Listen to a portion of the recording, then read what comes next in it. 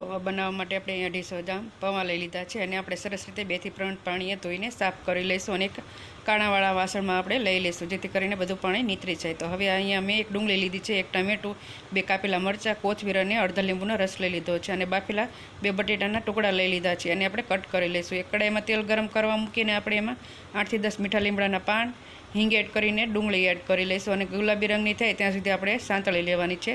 તો ડુંગળી આપણી સરસ રીતે ગુલાબી રંગની થઈ ગઈ છે. એમાં આપણે એક કાપેલું મરચું એડ કરી લઈશું અને ટમેટાં એડ કરીને સોફ્ટ કરી લઈશું. તો ટમેટાં આપણે સરસ રીતે સોફ્ટ થઈ ગયા છે. તો હવે એમાં આપણે બટેટું એડ કરીને સરસ રીતે મિક્સ કરી લઈશું. મિક્સ કર્યા બાદ આપણે એમાં અડધી ચમચી હળદર એડ કરીશું, અડધી ચમચી ગરમ મસાલો અને 1 ચમચી ધાણા જીરું પાવડર એડ કરીશું અને સ્વાદ મુજબ મીઠું એડ કરીને બધું મિક્સ કરી લઈશું. હવે એમાં અડધા લીંબુનો રસ એડ કરીને 1 ચમચી ખાંડ એડ કરીશું અને પૌવા મિક્સ કરીને આપણે સરસ રીતે મિક્સ કરી લઈશું અને આપણા સરસ મજાના બટેટા પૌવા બનીને તૈયાર છે. તો એક ડીશમાં સર્વ કરી લઈશું.